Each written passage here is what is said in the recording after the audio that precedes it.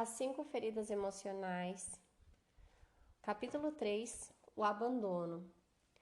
Abandonar alguém é deixá-lo, largá-lo, não querer mais se preocupar com ele. Muitas pessoas confundem rejeição com abandono. Às vezes, nos julgamos rejeitados, pois o outro repele, não nos quer mais ao seu lado. Não devemos nos prender à situação vivida, mas sim à dor vivida. Para saber qual ferida foi ativada, devemos estar atentos à nossa reação e à pessoa com quem vivemos o problema. Se alguém do mesmo sexo que nós, a ferida ativada é sempre a da rejeição. Se a pessoa é do sexo oposto, a ferida é do abandono.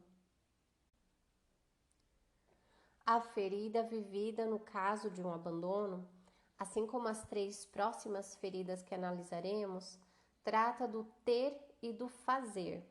Somente a ferida da rejeição toca diretamente o ser.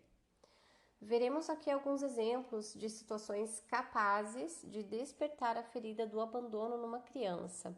Ela pode se sentir abandonada.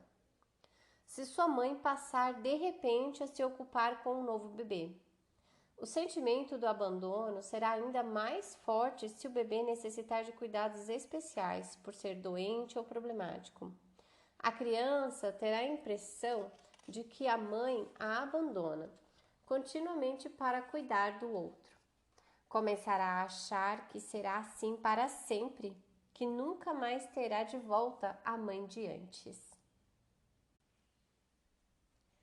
Se seus pais saem para trabalhar diariamente e dedicam pouco tempo a ela, quando é levada para o hospital e seus pais têm que deixá-la lá, ela não compreende o que acontece.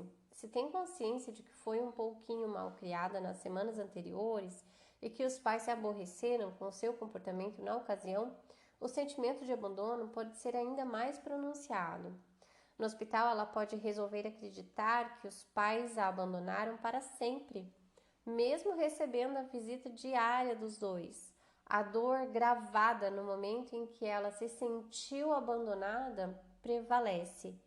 Esse sofrimento a incita a criar uma máscara para si, julgando que esta ajudará a não reviver mais a dor.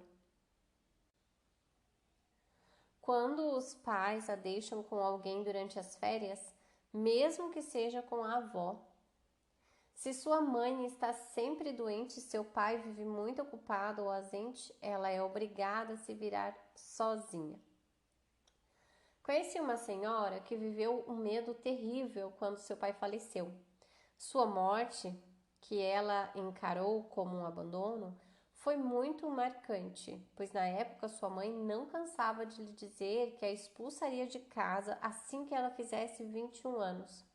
Essa senhora, que se sentia rejeitada pela mãe, teve medo porque pensava o tempo todo: o que vai acontecer comigo sem papai para cuidar de mim quando eu tiver que ir embora? Várias pessoas que sofrem da ferida do abandono relatam falta de comunicação com o genitor do sexo oposto quando eram jovens. Julgavam esse pai ou mãe fechado demais e o recriminavam por deixar o outro genitor ocupar todo o espaço. E estavam convencidas de que a figura parental do sexo oposto não se interessava por elas. De acordo com minhas observações, a ferida do abandono é vivida com o genitor do sexo oposto. Em contrapartida, observei que muitas vezes uma pessoa que sofre de abandono também vivencia a rejeição. Quando jovem, por exemplo, a menina se sente rejeitada pela mãe e abandonada pelo pai, que, a seu ver, deveria ter lhe dado mais atenção e cuidado para que ela fosse aceita pela mãe. Uma criança pode se sentir abandonada pelo genitor do mesmo sexo, mas, na realidade, é a ferida da rejeição que ela vivencia. Por quê? porque o genitor do mesmo sexo que não liga para ela age assim por rejeitar a si mesmo. E no fundo, a criança percebe isso. Quando um pai rejeita a si próprio e tem um filho homem, é normal e humano que ele rejeite o garoto, até inconscientemente, pois este lhe evoca sua própria pessoa. O exemplo da senhora que perdeu o pai aos 18 anos ilustra essa dupla ferida da rejeição e abandono. Aprofundando um pouco mais esse estudo de caráter, você perceberá que a maioria das pessoas tem mais de uma ferida, mas nem todas elas sentem o mesmo grau de dor. As que sofrem de abandono não se sentem alimentados afetivamente. A falta de alimento físico também pode despertar a ferida do abandono, que se manifesta normalmente antes dos 2 anos de idade. A máscara que o indivíduo cria para si, a fim de tentar esconder de si próprio sua ferida, é a do dependente. Utilizarei então essa palavra para descrever a pessoa que sofre de abandono. Irei designá-lo ao longo de todo o livro como dependente.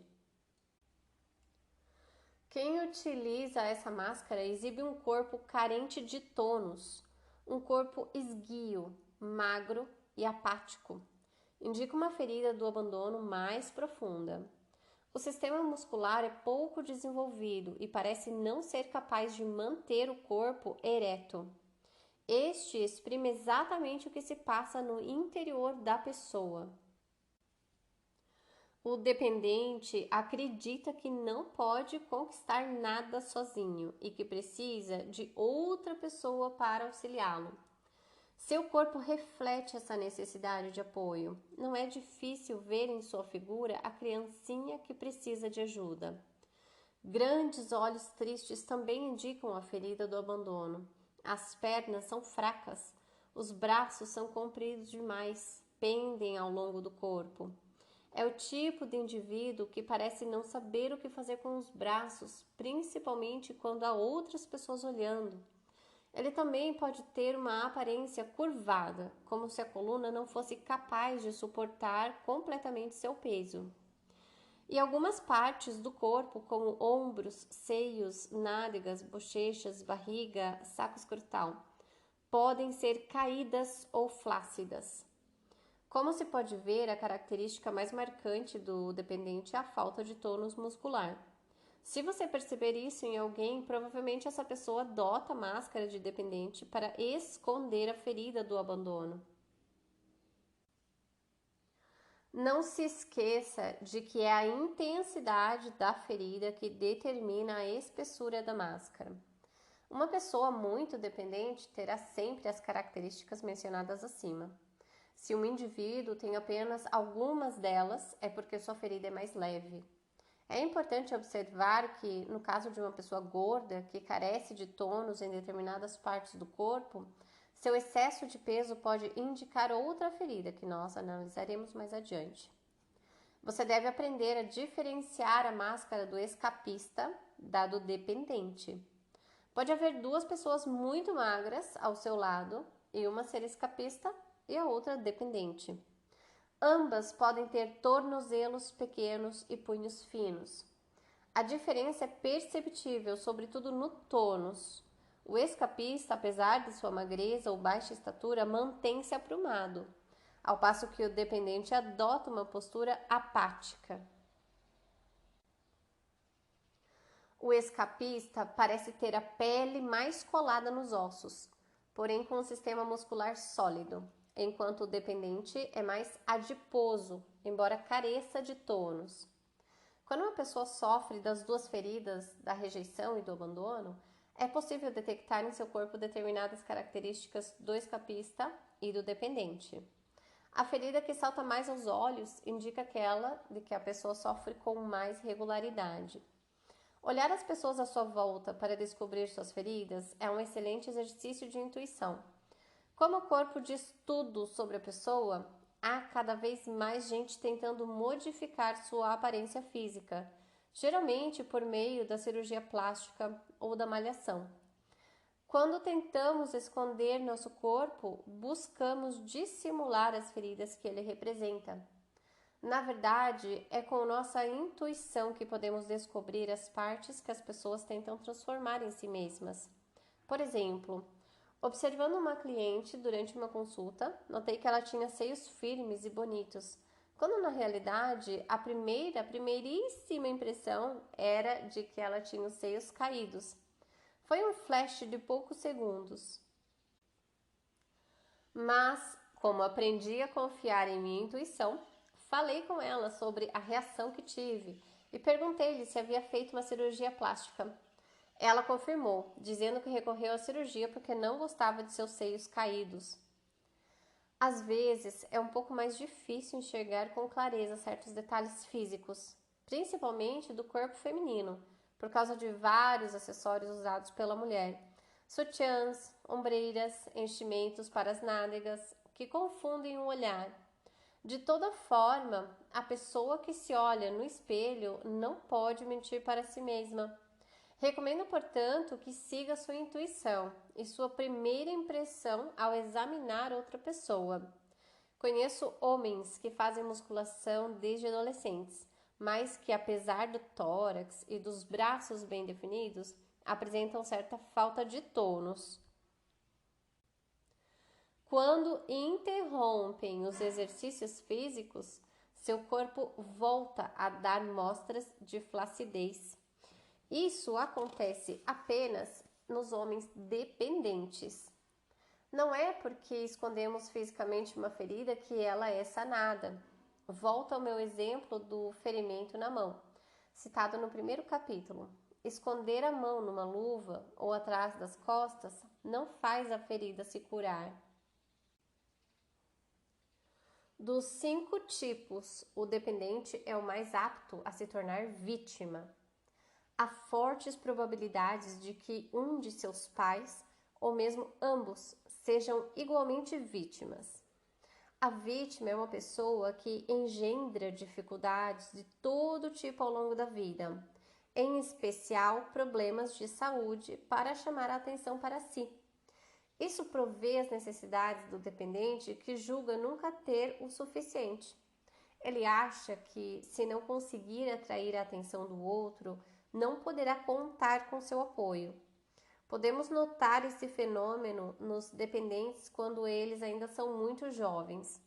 A criança dependente precisa sentir que, se der um passo em falso, contará com alguém para ajudá-la a se recuperar. É uma pessoa que dramatiza muito.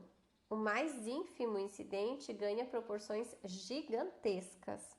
Se, por exemplo, seu cônjuge não liga para avisar que chegará atrasado, ela pensa no pior e não compreende por que ele a deixa sem notícias, fazendo-a sofrer tanto.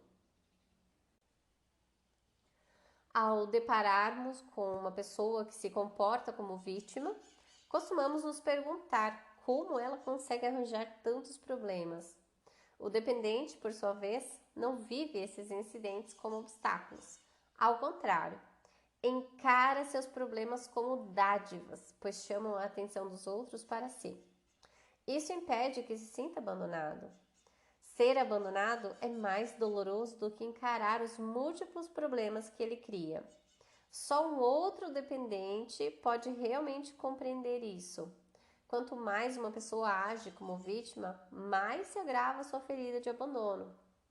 Pude constatar, entre outras coisas, que uma vítima costuma gostar de fazer o papel de salvador, como, por exemplo, quando o dependente desempenha o papel de pai com relação a seus irmãos, ou tenta tirar alguém que ele ama de uma dificuldade qualquer.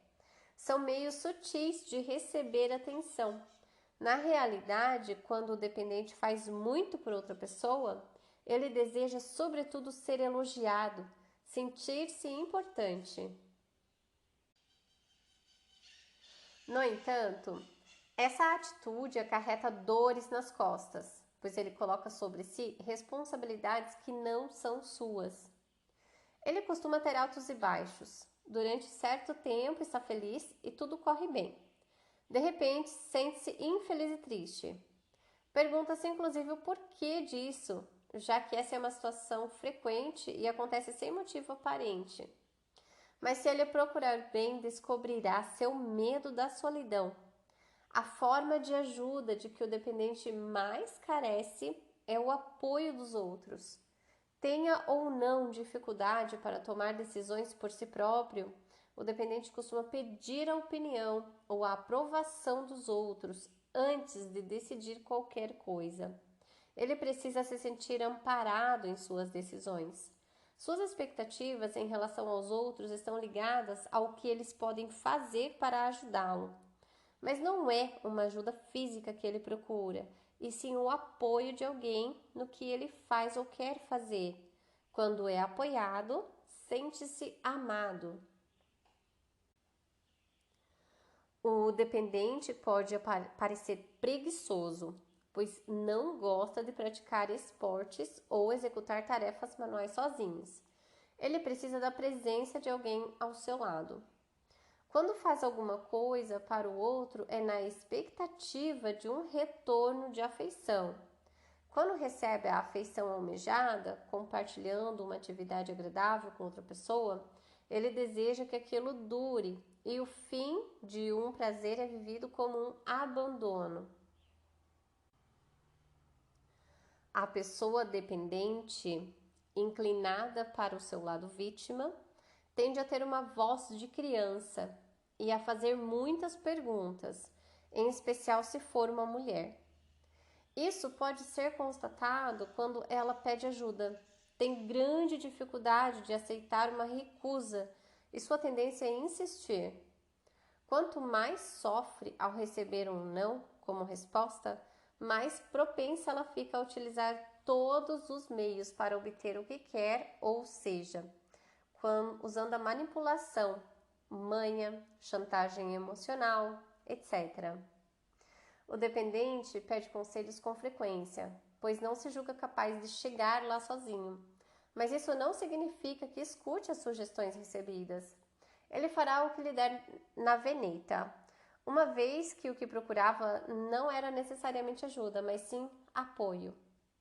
Quando está com outras pessoas, deixa que andem à sua frente, pois prefere que elas o guiem. Acredita que se sair bem sozinho, ninguém cuidará dele no futuro. O isolamento de que ele quer fugir a todo custo virá. De fato, a solidão é o maior medo do dependente. Ele está convencido de que é incapaz de administrá-la. Por isso se agarra aos outros e faz de tudo para chamar a atenção. Está disposto a qualquer coisa, até a encarar situações penosas para ser amado. Seu medo é: o que farei sozinho? O que será de mim? Está em constante conflito com ele próprio. Se por um lado quer muita atenção, por outro teme, ao demandar demais, que isso termine importunando o outro e este decida abandoná-lo. O dependente usa o sofrimento para tolerar determinadas situações, embora não admita isso. Tomemos um exemplo de uma mulher que vive com um homem e a espanca. Deixá-lo talvez signifique para ela mais sofrimento do que suportá-lo. Na realidade, sua existência repousa na esperança, numa esperança emotiva. Ela não pode admitir sua ferida, pois se fizer isso, correrá o risco de reviver o sofrimento que essa ferida representa. A pessoa dependente é aquela com maior capacidade de não enxergar problemas no seu casamento. Temendo ser abandonada, prefere acreditar que tudo vai bem. Se o outro lhe comunica que deseja partir, ela sofre horrores porque, cega para os problemas, não espera por eles. Se esse for o seu caso e você se vê preso, esquivando-se com medo de ser abandonado, procure apoio. Construa uma imagem mental. Imagine alguma coisa que o reconforte. Não desista, principalmente se você está vivendo momentos de desespero e acha que não pode mais receber ajuda externa. Talvez você pense que não pode se safar sozinho, mas esteja certo de que para todo problema há uma solução. Apoiando a si mesmo, a luz se fará e você encontrará a solução. O dependente mostra grande dificuldade com a palavra deixar. Para ele é sinônimo de abandono. Se, por exemplo, o dependente fala com uma pessoa que lhe diz: tenho que deixar você agora, preciso ir, seu coração se ressente. O simples fato de ouvir a palavra deixar lhe desperta emoções. Para não se sentir abandonado, é preciso que o outro lhe explique a razão de sua partida, de preferência sem usar essa palavra. Quando o dependente se sente abandonado, ele acha que não é suficientemente importante para merecer a atenção do outro. Observei muitas vezes que, se ouso consultar meu relógio para ver a hora, o que faço muito por causa da minha agenda cheia, quando estou na companhia de uma pessoa dependente, sua fisionomia muda. Sinto quanto aquele gesto a transtorna. Ela julga imediatamente que o meu compromisso é mais importante do que ela. Esse tipo de pessoa também tem dificuldade em deixar um lugar ou abandonar uma situação. Mesmo que o lugar para onde se dirige pareça agradável, ela fica triste ao pensar na partida. Tomemos o exemplo de alguém que parte para uma viagem de algumas semanas. Ela terá dificuldade em se despedir dos colegas do trabalho ou do lar. E quando chegar o momento de voltar para casa, ela viverá novamente uma resistência em deixar esse lugar, bem como as pessoas que lá se encontram. A emoção mais intensa vivida pelo dependente é a tristeza. Ele sente no fundo de si que sem compreender nem poder explicar de onde ela vem. Para não senti-la, procura a presença dos outros. Pode, no entanto, tomar uma decisão drástica, ou seja, retirar-se, largar a pessoa ou situação que lhe causa essa tristeza ou esse sentimento de solidão. Ele não percebe que todas as vezes que desiste de alguém ou de algo, também está cometendo um ato de abandono. Nesse momento de crise, ele pode inclusive pensar em suicídio. Em geral, é somente uma simples ameaça, pois tudo o que ele procura, na verdade, é apoio. Se ele tentar o suicídio, falhará. Se depois de várias tentativas ninguém resolver lhe dar apoio, é possível que termine conseguindo suicidar-se. O dependente costuma temer toda forma de autoridade. Ele imagina que alguém que exibe uma voz ou um ar autoritário não vai querer perder tempo com ele. Julga-o indiferente e frio. É por essa razão que é tão caloroso com os outros. Acha que, sendo assim, os outros também serão calorosos e atenciosos em vez de frios ou autoritários. O dependente costuma empregar bastante as palavras ausente e sozinho. Ao falar de sua infância, por exemplo, dirá que o deixavam frequentemente sozinho, que sua mãe e seu pai estavam ausentes. Pode reconhecer que sofre de isolamento quando vive uma grande ansiedade ao se imaginar na solidão. Acha que tudo seria muito melhor se tivesse alguém a seu lado. Qualquer ser humano pode se sentir sozinho, mas sem sofrer em demasia com isso. O grau de ansiedade determina o grau de sofrimento.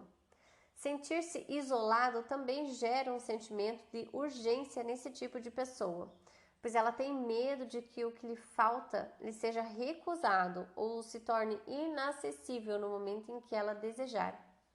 O que se esconde por trás da sensação de isolamento é: o indivíduo dependente se fecha inconscientemente para a coisa ou pessoa que tanto deseja junto a si. Ele não se abre para receber ou aceitar aquilo ou aquele que deseja por medo de não merecê-lo. Até porque ele tem medo das emoções que toda essa atenção poderia fazê-lo reviver. É comum observarmos esse comportamento entre os inúmeros indivíduos que sabotam a própria felicidade. Assim que em uma relação se torna mais intensa, eles dão um jeito de acabar com ela. A pessoa dependente chora com facilidade, sobretudo quando fala de seus problemas ou aflições. Em seu pranto, podemos sentir que ela acusa os outros de se esquivarem quando ela tem problemas ou adoece. Acusa até Deus de abandoná-la. Pensa que tem razão.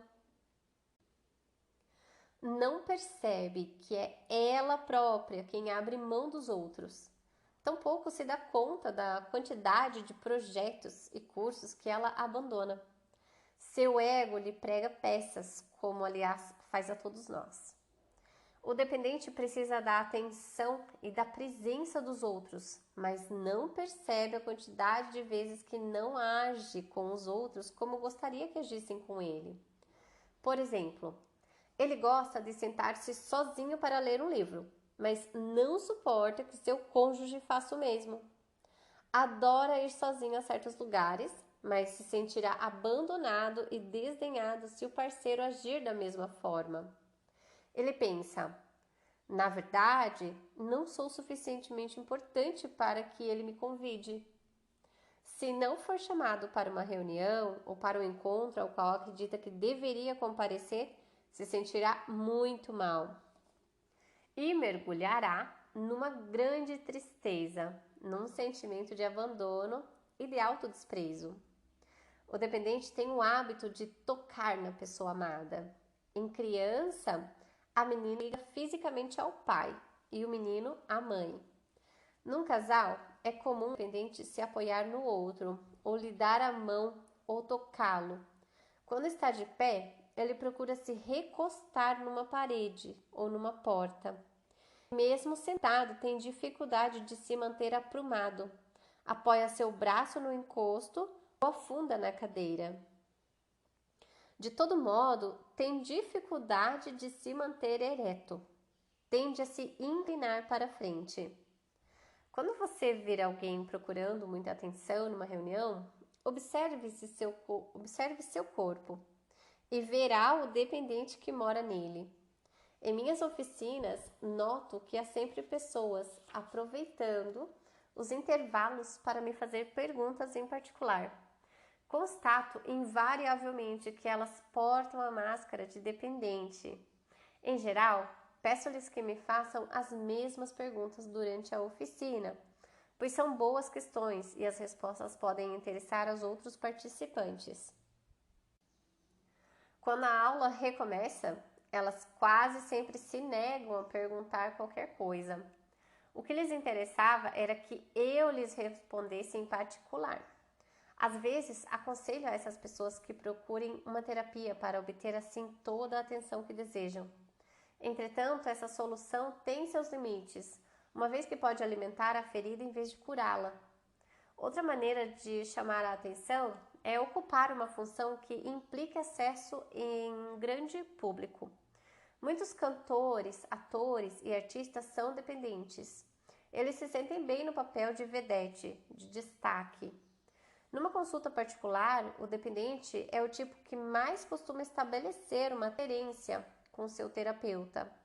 Ele procura no profissional o apoio não recebido dos pais ou do cônjuge. Uma amiga psicóloga me contou que certo dia um cliente teve uma crise de ciúmes quando ela lhe comunicou que seria substituída por um colega durante suas 2 semanas de férias com o marido. Percebendo que o cliente fizera uma transferência, logo viu que se tratava de um perfil dependente.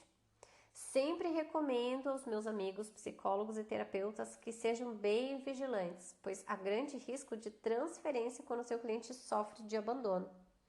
O dependente é uma pessoa que se entrosa facilmente com os outros, o que o leva a sentir-se responsável pela tristeza e felicidade alheias, da mesma forma que ele julga que os outros são responsáveis pela felicidade ou infelicidade que sente. Uma pessoa exclusivista, também denominada pessoa psíquica, sente as emoções dos outros e se deixa influenciar por elas com facilidade. Paradoxalmente, esse desejo de fusão engendra muitos medos, podendo inclusive chegar à agorafobia. Essa fobia consiste num medo doentio de espaços abertos e locais públicos. É a fobia mais comum. As mulheres são 2 vezes mais propensas a ela do que os homens. Muitos homens escondem sua agorafobia no alcoolismo. Preferem tornar-se alcoólatras a confessar seu grande e incontrolável medo. O agorafóbico queixa-se frequentemente de viver ansioso e angustiado, a ponto de entrar em pânico. Uma situação angustiante acarreta no agorafóbico reações fisiológicas: palpitação cardíaca, ausências, tensões ou fraquezas musculares, transpiração, dificuldades respiratórias, náuseas, incontinência urinária, etc., que podem levar ao pânico, reações cognitivas, sentimentos de estranheza, medo de perder o controle, de enlouquecer, de ser humilhado publicamente, de desmaiar, de morrer, etc. E reações comportamentais, fuga das situações de ansiedade e, naturalmente, de todo lugar que lhe pareça distante do local ou da pessoa reconfortante que ele precisa. A maioria dos agorafóbicos sofre de hipoglicemia. O medo e as sensações que o agorafóbico experimenta são tão fortes que o levam inclusive a evitar as situações que não pode evitar. É por essa razão que ele precisa encontrar alguém próximo e acolhedor, com quem sair e um lugar reconfortante onde se refugiar. Há inclusive pessoas que simplesmente não conseguem ser mais. Encontram sempre uma boa razão para isso, antecipando tragédias que nunca se concretizam.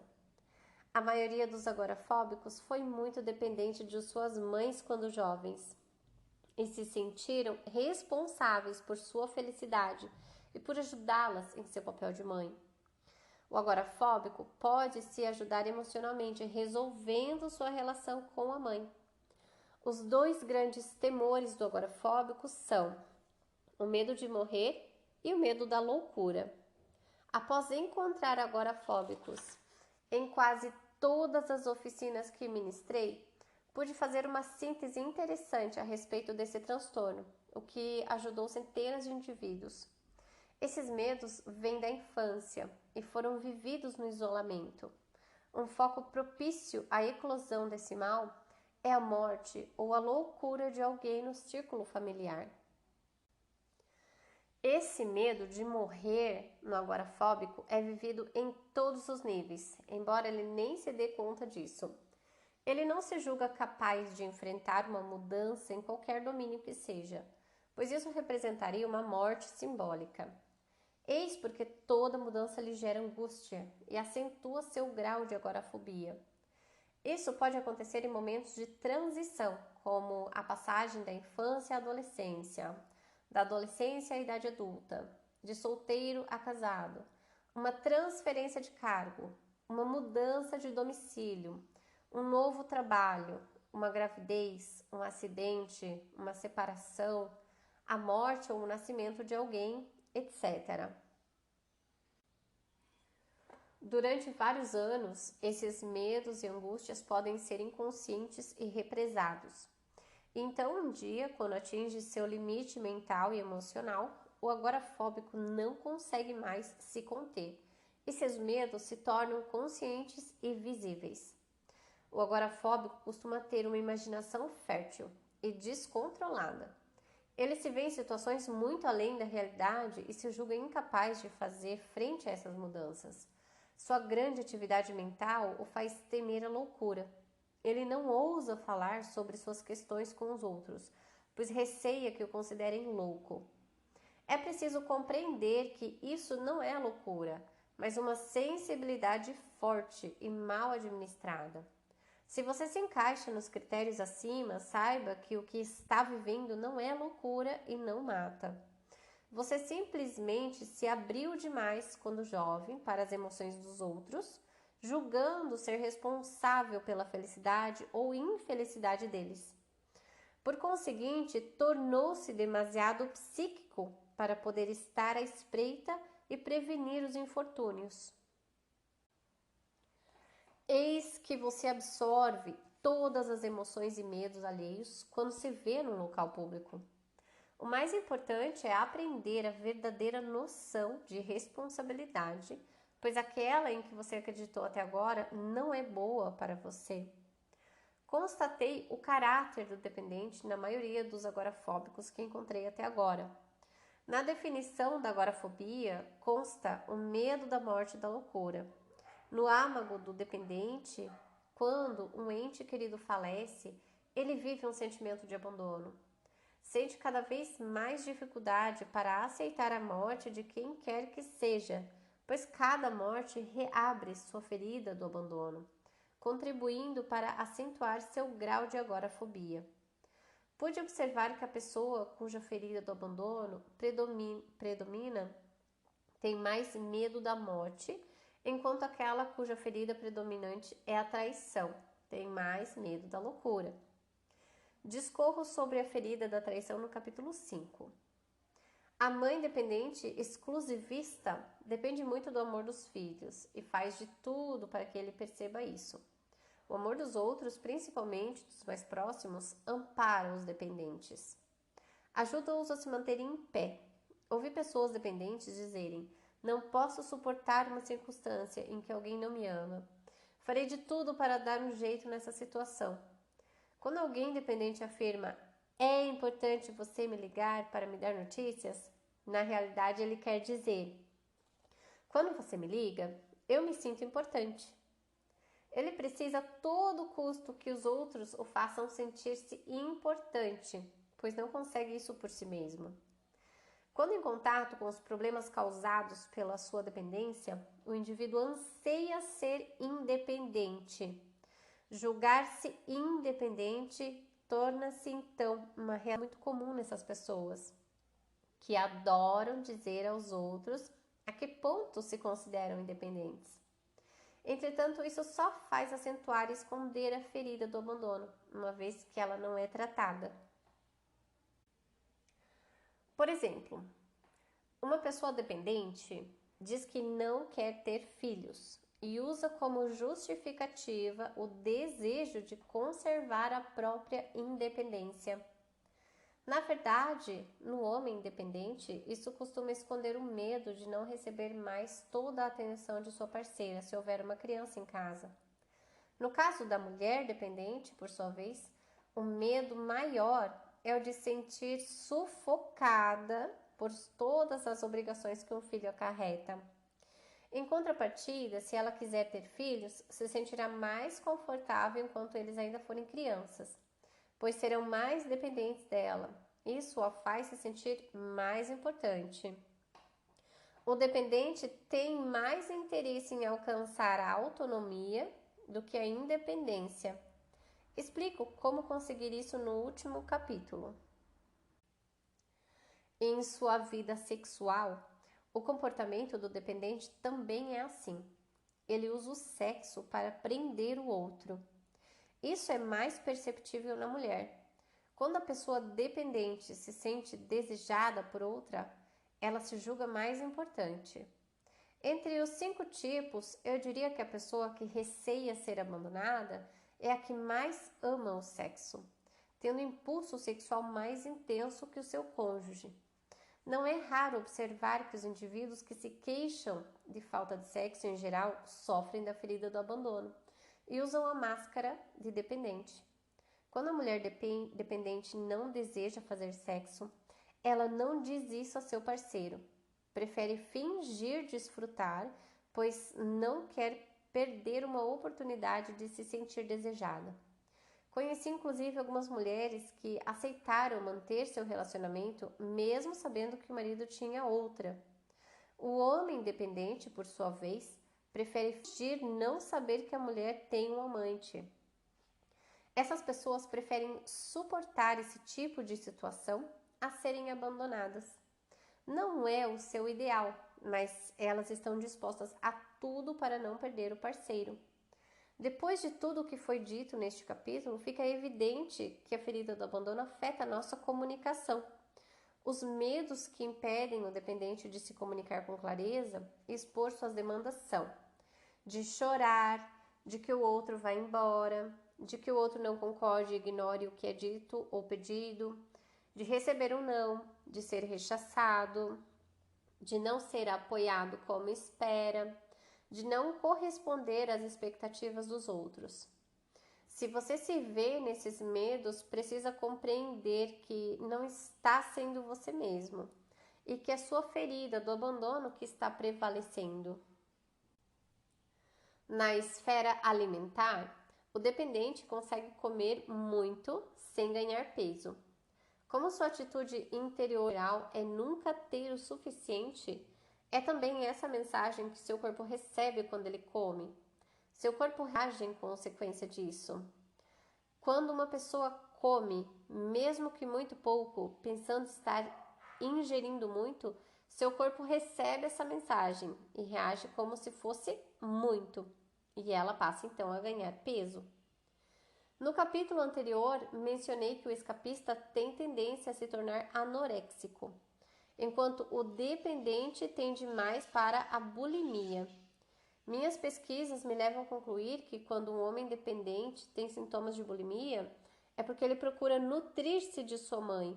Tamanha é a falta que sente dela. Quando a bulimia se manifesta numa mulher dependente, é o pai que lhe faz falta. Quando essas pessoas não têm substituto para o pai ausente, fazem uma transferência para a comida. A palavra devorar, aliás, está muito presente em seu vocabulário. Eles dirão, por exemplo, meu filho devora toda a minha energia, o meu trabalho devora o meu tempo.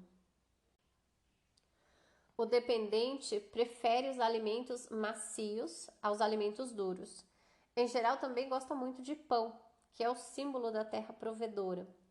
Ele mastiga lentamente para fazer durar o prazer e a atenção, em especial quando está na companhia de outras pessoas. Aliás, as pessoas dependentes não gostam de fazer refeições sozinhas, principalmente fora de casa. Além disso, tendo dificuldade com a palavra deixar, nunca deixe nada no prato. Tudo isso se passa de maneira inconsciente. No tocante às doenças, o dependente em geral foi uma criança doente, fraca ou franzina. Eis alguns males que podem se manifestar nas pessoas que sofrem da ferida do abandono. Asma. Uma doença em que a respiração torna-se difícil ou penosa. No plano metafísico, essa doença indica que a pessoa recebe mais do que deveria e só dá com grande dificuldade. Bronquite. Quando o dependente sofre de um problema nos brônquios, isso indica que ele tem a impressão de não receber o suficiente de sua família, da qual depende extremamente. Ele tem interesse em acreditar que possui um lugar na família, não precisa se esforçar para conseguir acreditar nisso. Problemas no pâncreas, hipoglicemia e diabetes e nas glândulas suprarrenais. Por conta de seu lado psíquico exclusivista, o dependente é propenso a ter problemas no pâncreas e nas glândulas suprarrenais. Todo o seu sistema digestivo permanece frágil, porque ele acredita não ter se alimentado adequadamente, mesmo que essa carência não tenha nenhuma relação com o plano físico. Embora a carência se situe no plano afetivo, seu corpo físico, sendo o reflexo de seu psiquismo, recebem a mensagem da falta. Miopia, doença comum nos dependentes. Ela representa a dificuldade de enxergar longe. Está ligada ao medo do futuro, sobretudo de enfrentá-lo sozinho. Histeria. O dependente que alimenta muito o seu lado vítima pode vir a sofrer desse mal. Em psicologia, dizemos que a pessoa histérica é semelhante à criança que teme ser privada do leite materno e abandonada. E é por isso que ela manifesta suas emoções de forma ruidosa. Depressão. Vários dependentes acabam sofrendo de depressão quando sua ferida é muito grave e eles percebem sua incapacidade de se sentir amados como desejariam. É também uma maneira de obter atenção. Enxaqueca. A pessoa dependente sofre desse mal porque evita ser ela mesma. Ela bloqueia seu verdadeiro eu, faz malabarismos para ser o que os outros querem que ela seja ou vive demasiado na sombra das pessoas que ama. Doenças raras ou doenças ditas incuráveis. Pude observar que o dependente contrai com mais frequência enfermidades graves ou que exigem atenção especial. Ressalto que, quando a medicina taxa uma doença de incurável, ela nos anuncia, na realidade, que a ciência não descobriu ainda uma cura para ela. As doenças e indisposições acima mencionadas também podem se manifestar em pessoas com outros tipos de ferida, mas parecem bem mais comuns nas pessoas que sofrem de abandono. Se você se reconhece na ferida do abandono, lembre-se que essa ferida foi gerada pelo genitor do sexo oposto ao seu e continua a ser ativada por qualquer pessoa do sexo oposto. Logo, é completamente normal e humano ter ressentimentos em relação a esse genitor ou a essas pessoas. Enquanto guardamos ressentimento contra um de nossos pais, mesmo inconscientemente, nossas relações com todas as pessoas do mesmo sexo desse genitor serão difíceis. Em geral, o genitor responsável pela nossa ferida, pai no caso das mulheres e mãe no caso dos homens, também viveu a mesma ferida no passado, ativada pelo genitor do sexo oposto, que tem o mesmo sexo que você. As mesmas feridas se repetem de geração em geração. Lembre-se de que, com nossa incapacidade de nos perdoar pelo que fizemos aos outros ou a nós mesmos, é a principal causa de uma ferida. É difícil para uma pessoa se perdoar, pois, em geral, ela nem mesmo percebe que se odeia. Quanto mais profunda a ferida do abandono, maior o grau de autoabandono ou de abandono a outras pessoas, situações ou projetos. Nós criticamos nos outros tudo o que nós mesmos fazemos e não queremos ver. Eis a razão por que atraímos para o nosso convívio indivíduos que apontam o que fazemos de errado. Assim como na ferida da rejeição, a vergonha é um sentimento comum. É normal achar vergonhoso ter comportamentos que criticamos nos outros. Logo, é importante e urgente saudar tudo com nossos pais, pois é desse modo que deixaremos de repetir o mesmo tipo de situação. Pesquisas nas áreas da medicina e da psicologia constataram a perpetuação, de geração para geração, de doenças ou comportamentos destrutivos. Elas apontam para a existência de famílias de diabéticos, cardíacos, cancerosos, asmáticos, da mesma forma que para as famílias de violentos, incestuosos, alcoólatras, etc. Se reconhece em si próprias características de dependente, mesmo tendo recebido muita atenção por parte do seu genitor do sexo oposto, eis o que pode ter acontecido. A atenção recebida talvez não tenha correspondido àquela que você desejava. Ou talvez você tenha se sentido sufocado por essa atenção. Posso citar como exemplo o meu filho mais velho, em quem a figura do abandono permanece presente no corpo de adulto. Dos meus 3 filhos, ele foi o que recebeu mais atenção da minha parte. Ainda jovem e sem trabalhar fora, eu ficava em casa com ele. E era muito rígido e severo em situações que, segundo ele, não justificavam tal atitude. Eu não largava, vigiava tudo o que fazia porque queria fazer dele um ser humano perfeito, segundo a minha noção de perfeição. Hoje, compreendo que não era esse o tipo de atenção que meu filho desejava. Ele então viveu a ferida do abandono e acho normal que tenha me culpado na juventude. Agora percebo que essa experiência fazia parte de seu plano de vida e que tínhamos que compreender várias coisas juntos. Ele precisava de uma mãe como eu para realizar seu processo de perdão frente ao abandono, e eu precisava de um filho como ele para me ajudar a quitar algumas coisas com meu pai. Falarei mais sobre isso no capítulo sobre a traição. As leis espirituais explicam que, enquanto uma pessoa não tiver vivido uma experiência no amor, ela deverá voltar à Terra para reviver a mesma experiência. Voltamos com as mesmas almas, mas em papéis diferentes.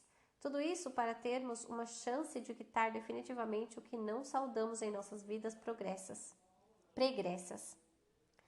Não se esqueça de que as características e os comportamentos descritos nesse capítulo estão presentes apenas quando uma pessoa vítima de abandono veste sua máscara de dependente, julgando assim evitar o sofrimento. Conforme a gravidade da ferida e a intensidade da dor, essa máscara pode ser usada com maior ou menor frequência. Como acontece na ferida da rejeição e em todas as outras que trataremos daqui em diante, a pessoa sempre usa uma máscara específica por medo de reviver a ferida original.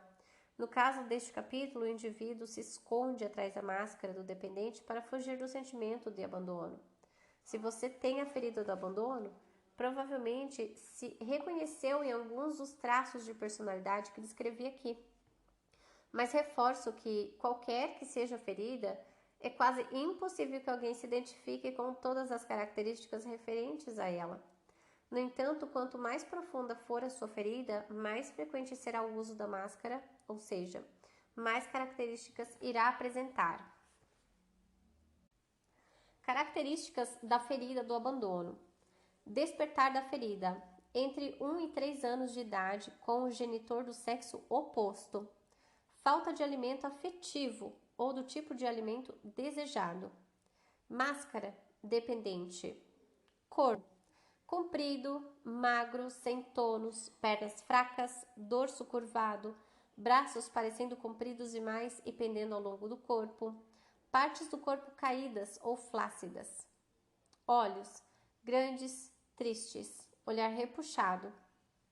Vocabulário: ausente, sozinho, não suporto, estou sendo devorado, não largam do meu pé.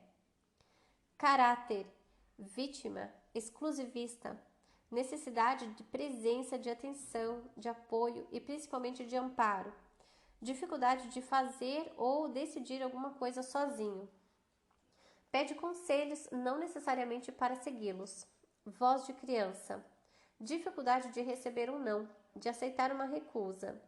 Triste, chora com facilidade, desperta compaixão, prende-se fisicamente aos outros. Racional, busca independência, gosta de sexo. Maior medo, solidão. Alimentação, bom apetite, bulimia, gosta de alimentos macios, come lentamente. Doenças possíveis, dor nas costas, asma, bronquite, enxaqueca, hipoglicemia, agorafobia, diabetes, problemas nas glândulas suprarrenais, miopia, histeria, depressão, doenças raras, doenças incuráveis.